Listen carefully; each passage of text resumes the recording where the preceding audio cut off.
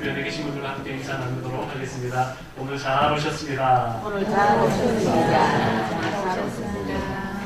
잘 오셨습니다. 높은 산일수록 고른 깊다라는 말을 들어보셨을 것입니다. 요즘은 주식시장에서 그 말들을 자주 한다고 합니다. 상한가와 하한가가 지속적으로 변동하면서 여러 가지 리스크가 많다는 이야기이죠. 안정적인 주식 흐름을 이어가기 어렵다라고 말들을 합니다. 그러나 주식시장뿐만 아니라 우리 인생도 그러하지 않은가 생각해 봅니다. 때로는 기쁨과 영광의 순간을 누리다가도 다시 실패와 좌절을 맛봅니다. 실패하고 좌절했을 때에 이대로 내 인생이 끝날 것 같지만 그러나 우리의 인생은 다시금 반등하여 올라갈 수 있음을 우리는 잊지 말아야 합니다. 다윗의 인생을 살펴보면 누구보다 하나님께서 주신 큰 복과 은혜를 풍성히 누렸던 그런 사람이었죠. 그러나 그에 앞서서 다윗은 또 누구보다도 많은 시련과 좌절을 경험하기도 했습니다. 큰 복과 은혜를 누리면서도 많은 시련과 좌절을 경험했던 다윗. 그의 인생 가운데 하나님께서 시련을 주실 때도 있었고 복을 주실 때도 있었습니다. 그러나 그 시련과 복이 그 좌절과 은혜의 순간이 동떨어진 것이 아니라 언제나 함께였음을, 시련과 좌절을 경험할 때도 그때도 하나님께서는 은혜를 주셨고 실패하고 낙담하는 그 순간에도 하나님께서 늘 함께 하셨음을 우리는 잊지 말아야 합니다. 시편에는 다윗이 지은 시가 73편, 150편 중에 절반에 가까운 73편을 다윗이 지었다라고 그렇게 이야기합니다. 다윗이 이렇게 많은 시를 지을 수 있었던 것은 물론 문학적인 감수성이 탁월했기 때문이기도 합니다. 히브리어 성경을 보면 우리말 성경에서는 그것을 다시 표현하지는 못했는데 히브리어 성경을 보게 되면 다윗이 운율과 라임을 정말 기가 막히게 살린 그런 표현들이 많이 나옵니다. 그것을 통해 알 수 있는 것은 다윗은 매우 문학적인 감수성이 탁월했다라고 하는 것을 알 수 있습니다. 그러나 그가 많은 시편을 남긴 것은 단순히 문학적인 탁월함뿐만이 아니었습니다. 그것이 전부가 아니라 고난과 어려운 상황 중에서도 그는 언제나 하나님을 의지하는 삶을 살아갔기에 실패하고 낙담되고 좌절되는 순간마다 하나님을 바라보았기에 그때의 마음을 시로 표현할 수가 있었던 것이죠. 내가 지금은 너무나 힘들고 어렵지만 하나님이 나와 함께 하신다 라고 하는 그 믿음이 이 시편의 근거가 되었습니다. 오늘 우리가 함께 읽은 시편 61편은 아들 압살롬이 아버지 다윗을 반역하여서 군사적인 힘으로 아버지의 그 왕권을 몰아내고 자기가 왕이 되고자 했을 그때에 지은 시입니다. 압살롬은 다윗의 여러 아들들 중에서도 가장 똑똑했고 외모도 출중했던 아들로 여겨집니다. 자녀들 중에서도 똑똑하고 외모가 출중하면 부모들은 은근히 그 아들을 보면서 저 녀석은 커서 무언가 되겠다라는 기대를 할 수 있죠. 아마 압살롬이 그런 아들이었을 것입니다. 그런 아들이 반역을 일으켜서 아버지 다윗을 몰아내고 왕권을 차지하게 됩니다. 압살롬뿐만 아니라 그 과정 속에서 다윗의 충신으로 함께하는 사람들까지도 모두 압살롬의 편으로 만들었습니다. 다윗과 평생 전쟁터에서 싸웠던 그런 귀한 충신들까지도 등을 돌렸던 이유가 무엇이었겠습니까? 아마 등을 돌린 많은 사람들은 이제 다윗의 시대는 끝났다. 이제는 압살롬의 시대구나. 이른바 환승, 주석이를 갈아타는 그런 생각을 했던 것이죠. 이제 누구 편에 서야 될 것인가? 지금의 실세는 누구인가? 그것을 살펴보면서 다윗은 이제 모든 것을 잃어버렸기에 압살롬으로 환승해야 되겠다 사람들은 생각했을 것입니다. 이처럼 아들이 반역을 일으키고 평생 함께했던, 평생 다윗과 함께했던 그런 사람들이 등을 돌렸을 때에 다윗의 마음이 얼마나 아프고 고통스러웠겠습니까? 이럴 때 압살롬에 대한 여러 가지 반역들을 보면서 다윗은 어떻게 했을까? 압살롬과 맞서 싸웠을까? 배신한 충신들을 찾아다니며 네가 어찌 그럴 수 있느냐 원망했을까? 다윗은 그때 하나님의 은혜를 간구합니다. 시편 61편 1절 함께 읽습니다. 하나님이여 나의 부르짖음을 들으시며 내 기도에 유의하소서. 여기서 부르짖다라고 하는 말은 소리치다, 간절히 외치다라고 하는 표현입니다. 울부짖다라는 의미를 담고 있습니다. 압살롬의 반역으로 힘들고 어려울 때에 다윗은 하나님께 나아가 울부짖었습니다. 기도라는 것, 기도는 고상한 방법으로, 고상한 모양으로, 고상한 내용으로 하나님께 해야지만 하나님이 응답하시는 것은 결코 아닙니다. 인생이 무너지고 삶의 뿌리가 흔들릴 때에, 너무너무 고통스럽고 너무너무 힘겨울 때에 어찌 고상한 모습으로, 고상한 내용으로 기도할 수 있겠습니까?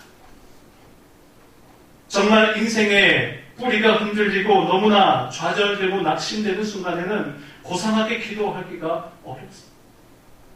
그저 하나님께 나아가, 하나님 나에게 어찌 이런 일이 있을 수 있습니까? 하나님 어찌 두고만 보십니까? 울부짖으며 애원하며 그렇게 소리쳤던 다윗의 기도. 어쩌면 하나님께서는 고상한 기도, 고상한 내용, 고상한 방법보다 인간의 실존적인 그 모습 그대로를 더욱 귀하게 여기시고 그 기도를 더욱 간절히 여겨주실 것이다 생각합니다. 우리가 힘들고 어려울 때에 사람을 찾아갑니다. 물론 사람을 찾아갈 필요도 있습니다. 우리의 마음의 건강, 정신적 건강을 위해서 누군가를 찾아가서 서로 만나고 대화하면서 내 마음속의 이야기를 끄집어내고 위로받고 공감받는 그런 과정들이 매우 중요합니다. 해결되지 않더라도 사람을 찾아가서 그렇게 이야기하는 것만으로도 어느 정도 마음의 위안을 얻을 수 있습니다. 그러나 우리가 사람에게 이야기한다 해도 본질적인 문제는 해결되지 않습니다. 뿐만 아니라 때로는 내가 사람에게 이야기했던, 누군가에게 이야기했던 그 내용들이 와전되고 돌고 돌아서 내 의지와 내 생각과 본래적 의미와는 상관없이 더 큰 상처가 되어 나에게 돌아올 때도 있습니다. 그러기에 우리는 힘들고 어려울 때에 사람을 찾아가기보다 하나님을 찾아야 합니다. 사람에게 이야기하기보다 하나님께 나아가 부르짖고 하나님께 내 마음의 간절함을 이야기할 때에 진정한 평안과 진정한 은혜, 또한 진정한 하나님의 도우심이 함께하게 될 줄 믿습니다. 우리가 하나님께 부르짖을 때에 하나님께서는 어떻게 하신다고요? 들으시다. 여기서 들으시다라고 하는 표현이 히브리어로 샤마라고 그렇게 표현하고 있는데요. 이 샤마라고 하는 단어는 집중하여 듣다, 경청하다라고 하는 뜻을 가지고 있습니다. 우리가 하나님께 나아가 부르짖는다면 하나님께서는 샤마, 우리에게 집중하십니다. 우리의 이야기에 경청하십니다.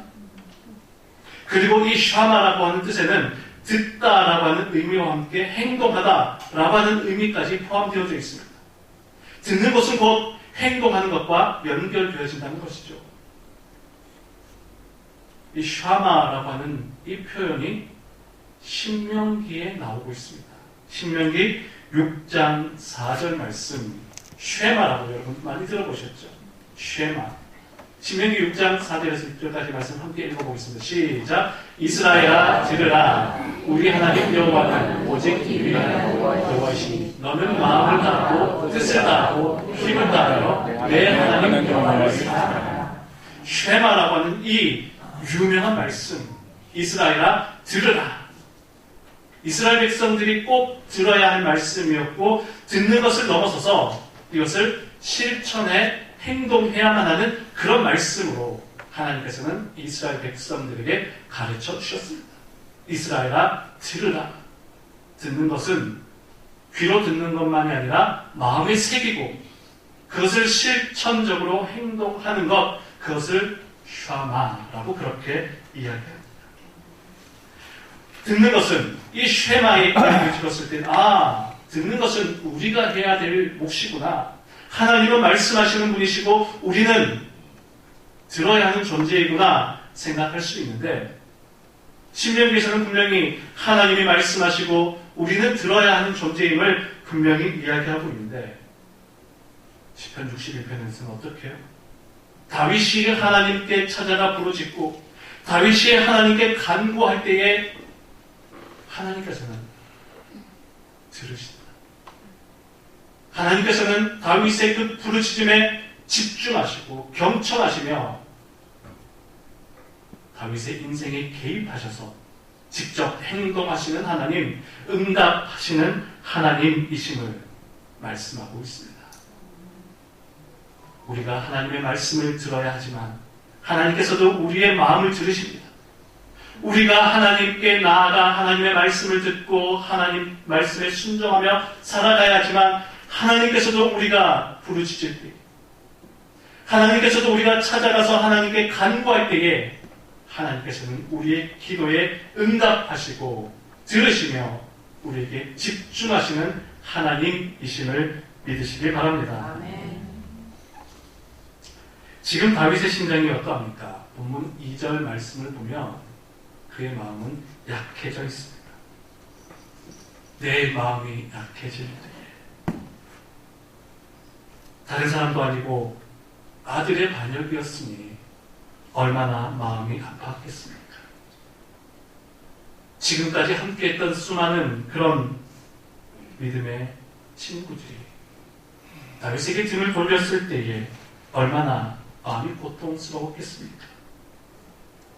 압살롬이 군대를 이끌고 예루살렘 성을 차지할 때에 다윗은 전면전을 벌이지 않고 순순히 그 왕궁을 내어주고 도망갑니다.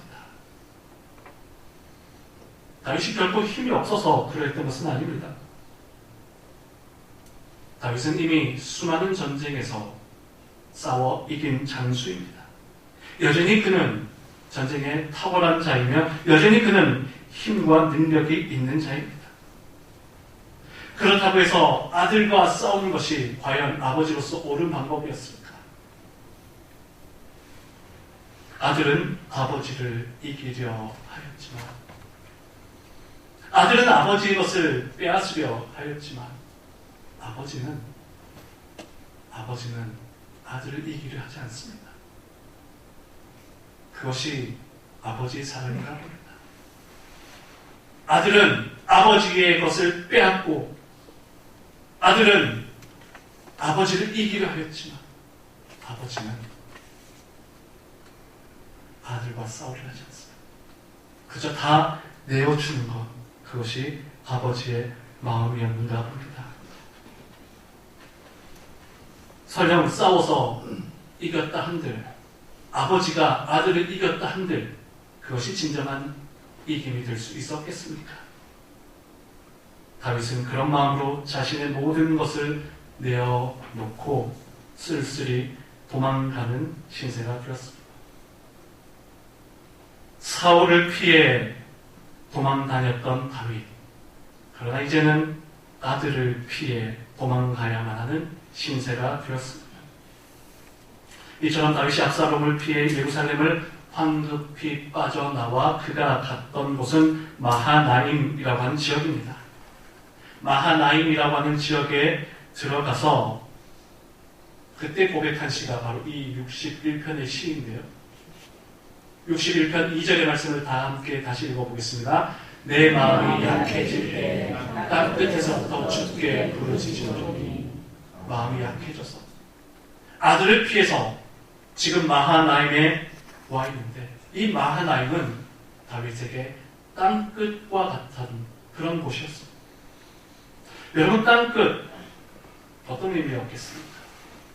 더 이상 물러설 곳도 없는, 더 이상 도망갈 수도 없는 인생의 막다른 곳이다 라고 하는 의미였겠죠.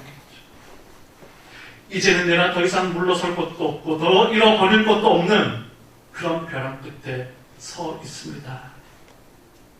이제 내 힘으로는 아무것도 할 수 없습니다 라는 심정으로 마하나임에서 이 시를 기록했습니다. 또한 땅끝은 내가 너무 멀리 와 있기에 심지어 하나님의 손길마저도 미치지 못하는 그런 곳으로 여겨졌습니다.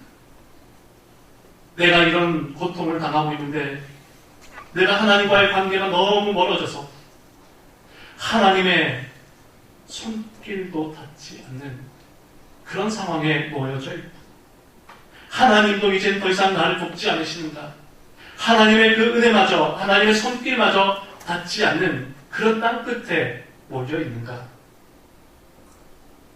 그런 답답한 심정, 이 시를 지었습니다. 오늘 우리도 살아가다 보면 이런 땅끝으로 밀려나는 그런 심정일 때가 있습니다. 내 의도와는 상관없이 끝으로 밀려나야만 하는 그런 상황. 더 이상 버틸 수도 없고 버틸 힘도 없는 그런 절박한 상황. 때로는 너무나 억울하게 땅끝으로 내몰려야 했던 그런 인생의 경험들. 어떤 이들에게는 인생의 실패일 수 있고, 경제적 어려움일 수 있고, 사람과의 관계일 수 있고, 육체적 연약함일 수도 있습니다.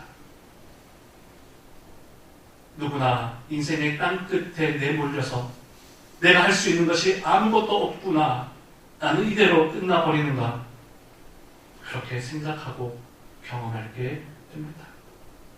너무 멀기에 누구도 도와줄 수 없고 심지어 하나님마저도 땅끝에 서 있는 나를 외면하신 것은 아닌가, 그런 두려움까지 느껴집니다. 땅끝이라고 하는 시가 있습니다. 살기 위해서는 이제 뒷걸음질만이 허락된 것이라고, 파도가 아가리를 쳐들고 달려드는 곳, 찾아 나선 것도 아니었지만 끝내 발 디디며 서 있는 땅의 끝. 그런데 이상하기도 하지, 위태로움 속에 아름다움이 스며 있다는 것이, 땅끝은 늘 젖어 있다는 것이, 그걸 보려고 또 몇 번은 여기에 이르리라는 것이. 나이덕님의 땅끝입니다. 시인은 땅끝은 인생의 끝, 절망적 상황으로 묘사합니다. 삶의 시련에 뒷걸음쳐 도달한 공간으로 땅끝에서 느끼는 절망과 공허함을 노래하고 있습니다. 그런데 이상하기도 하지. 위태로움 속에 아름다움이 스며 있다는 것을 이 시 기록하고 있습니다. 시인은 땅끝에서 절망 속에 빠져 있지만 그 위태로운 상황 속에서 이상하게도 아름다움을 발견합니다. 그 아름다움이 무엇입니까? 땅끝이 늘 젖어 있다는 것이죠. 땅끝이 늘 젖어 있다. 땅끝이 젖어 있다는 것은 무엇을 의미하는 것이겠습니까? 내가 생각할 때 이 땅의 끝은 절망이요, 모든 것이 끝나는 순간이라 여겨졌지만 땅끝은 바다가 시작되는 곳이야. 늘 젖어 있다라고 그렇게 이야기합니다. 이상하기도 하지, 이 위태로운 상황 속에서 아름다움이 스며 있네. 내가 생각했던 이 절망의 땅 끝은 새로운 시작이구나. 희망의 시작이구나. 땅의 끝은 바다의 시작이 됨을 발견한 것이죠. 그렇습니다. 우리가 경험하는 땅의 끝, 절망의 자리인 것 같고 모든 것이 끝난 것 같은 그런 좌절의 자리이지만 우리가 땅 끝에 서 있을 때에 그 땅 끝은 진짜 끝이 아니라 새로운 시작입니다. 우리가 서 있는 땅의 끝은 끝이 아니라 하나님의 시작점이라는 것이죠. 내 힘으로 아무것도 할 수 없을 때에 인생의 좌절과 인생의 위기와 여러 가지 많은 고통으로 말미암아 내가 땅 끝으로 몰려져 있지만 그곳에서 하나님의 은혜를 발견할 수 있기에 그 땅 끝은 하나님께서 새롭게 역사하시는 시작임을 우리는 기억해야 합니다. 아멘. 다윗은 이처럼 땅 끝에서 하나님을 바라보며 찬양합니다. 내 마음이 약해질 때의 땅 끝에서부터 주께 부르짖습니다. 다윗이 서 있었던 땅 끝, 그것은 끝이 아니라 하나님의 새로운 시작이었습니다. 하나님께서 지금도 나에게 역사하셔서 나에게 은혜 주심을, 그리고 나를 지켜주시는 분이심을 땅 끝에서 다시 발견했습니다. 4절 말씀 함께 읽어보겠습니다. 내가 영원히 주의 장막에 머물며 내가 주의 날개 아래 피하리이다. 여러분, 바로 조금 전에는 땅의 끝이라고 표현했는데 그곳에서 하나님의 은혜를 새롭게 경험한 다윗은 땅 끝과 같았던 그곳이 이제 무엇이라고요? 주의 날개 아래가 되었습니다. 주의 날개 아래. 큰 새들이 새끼를 보호하고 품을 때에 어미의 그 날개 아래로 품는다고 합니다. 비바람이 몰아칠 때에 어미의 그 큰 날개로 새끼들을 보듬었습니다. 날씨가 너무 춥고 험할 때에 어미새가 큰 날개로 새끼를 품어줍니다. 그러면 그 위험했던 순간에 가장 안전한 곳이 바로 어미의 날개 아래가 되는 것이죠. 춥고 힘들 때에, 비바람이 몰아칠 때에 바깥에 그랄지라도 어미의 그 날개 아래는 여전히 따뜻하고 세상에서 가장 안전한 곳이 됩니다. 하나님이 없을 때는 땅끝이 위태롭고 위험하고 절망과 좌절과 모든 것이 끝난 곳이 되지만 그 땅끝에서 하나님을 만나게 되었기에 그곳은 이제 주의 날개 아래가 됩니다. 가장 안전한 곳이요, 가장 포근한 곳이요, 가장 은혜가 넘치는 주의 날개 아래 머물며 그곳에서 하나님을 찬양하며 하나님의 은혜를 누리게 되었던 것이죠. 이렇게 하나님을 찾고 부르짖을 때에 다윗에게는 새로운 믿음의 확신이 생겨납니다. 5절 함께 있습니다. 주 하나님이여, 주께서 나의 소원을 들으시고 주의 이름을 경외하는 자가 얻을 기업을 내게 주셨나이다. 아멘. 다윗은 5절에서 자기의 정체성을 무엇이라 표현하고 있습니까? 주의 이름을 경외하는 자. 주의 이름을 경외하는 자. 비록 아들이 반역을 일으켜서 왕권을 빼앗은 것 같지. 믿었던 그런 친구들이 모두가 다 등을 돌려서 외롭고 쓸쓸한 그런 모습인 듯하지만 다윗에게는 흔들리지 않는 확신이 있었습니다. 다윗에게는 결코 잃어버리지 않는 믿음의 정체성이 있었습니다. 그것이 무엇입니까? 나는 주의 이름을 경외하는 자입니다. 내가 하나님께 나아가 하나님께 부르짖을 때에 하나님께서 응답하시고 하나님께서 나에게 집중하시며 나를 지켜주시다.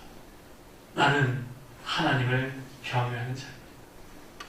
나는 하나님의 그 이름을 경외하는 자입니다. 라고 하는 그 믿음의 확신은 결코 흔들리지 않았던 것이죠.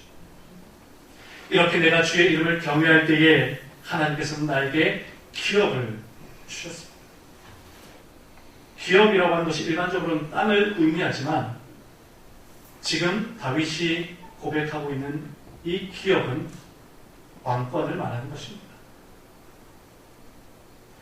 다윗에게 주신 그 왕권은 사람이 빼앗는다고 해서 빼앗을 수 있는 것이 아니다. 지금 내가 쫓겨난 듯 하지만 이 쫓겨난 모습 이대로 결코 끝나는 것이 아니다 라고 하는 확신이 있었습니다. 하나님이 다시 나를 회복시키시고 하나님께서 주신 그 왕권을 다시금 회복시켜 주실 것이다 라고 하는 그 믿음이 있었던 것이죠. 물론 앞서 말씀드렸던 것처럼 다윗이 순순히 물러났던 것은 부성애의 마음이 있었던 것은 사실입니다. 아들과 싸우지 않기 위해 순순히 물러난 이유가 있지만 그보다도 더 근본적인 이유가 있다면 하나님이 나에게 주신 이 은혜, 하나님이 나에게 주신 이 기업, 하나님이 나에게 이 이스라엘의 왕으로 세운 이 자리는 사람이 뺏는다고, 사람의 생각으로 차지한다고 빼앗고 차지할 수 있는 것이 아니다 라고 하는 확신이 있었던 것이죠. 사무엘하 7장 12절에서 13절까지 말씀 함께 있습니다. 내 수완이 차서 내 조상들과 함께 경배해 내가 내 몸을 내 씨를 내 뒤에 세워 그의 나라를 견고하게 하리라. 그는 내 이름을 위하여 씨를 건축할 것이요 나는 그의 나라를 왕위를 영원히 견고하게 하리라. 사무엘하 7장에 나오는 이 말씀은 다윗이 이제 왕으로 등극하여서 남유다와 북이스라엘 전체의 왕이 되고 하나님 앞에 감사의 제사를 지켰을 때, 더 구체적으로는 다윗이 하나님을 위해 성전을 짓겠다라고 하는 믿음의 고백을 드렸을 때에 하나님께서 다윗에게 하신 약속입니다. 그때 하신 약속 중에 하나가 무엇입니까? 내 수완이 차서 내 조상들과 함께 누울 때에 너 생명이 다하는 그때까지 너는 이 왕의 자리를 견고하게 이어갈 것이다 라고 하신 말씀입니다. 누군가가 너를 위협하여서 네가 이 왕에서 물러나는 것이 아니다. 누군가가 공격해 들어와서 너의 나라를 침략함으로 네 왕권이 빼앗기는 것이 아니다. 하나님께서 허락하신 인생의 수완을 다 살 때까지 너는 견고하게 이 왕위를 지켜갈 것이다. 그러니 누가 빼앗는다고 다윗의 왕권이 빼앗기지 않는다는 것이죠. 그리고 둘째 줄에 나오는 내가 내 몸에서 난 내 씨를 너의 뒤에 세울 것이다 라고 이렇게 말씀하고 있죠. 너의 아들을 통해서 계속적으로 이 나라가 견고하게 서가게 될 터인데, 여러분 여기서 말하는 너의 몸에서 날 너의 씨 누구였겠습니까? 솔로몬. 압살롬은 자기라고 스스로 착각했을런지 몰라도 하나님께서는 솔로몬을 통해서 너의 수완이 다 차고 나면 이제 솔로몬을 통해서 하나님의 나라를 영원히 견고하게 세워갈 것이다 말씀하셨기에 이 약속이 있기에 압살롬이 빼앗는 듯 하지만 결코 이것은 빼앗길 수 있는 것이 아니다. 압살롬이 흔들고 있지만 결코 흔들리는 것이 아니다 라고 하는 믿음의 확신이 있었던 것이죠. 그렇습니다. 여러분들에게 주신 하나님의 은혜, 여러분들에게 주신 하나님의 복, 여러분들에게 주신 믿음의 기업은 세상이 빼앗으려 해도 결코 빼앗을 수 없는 것입니다.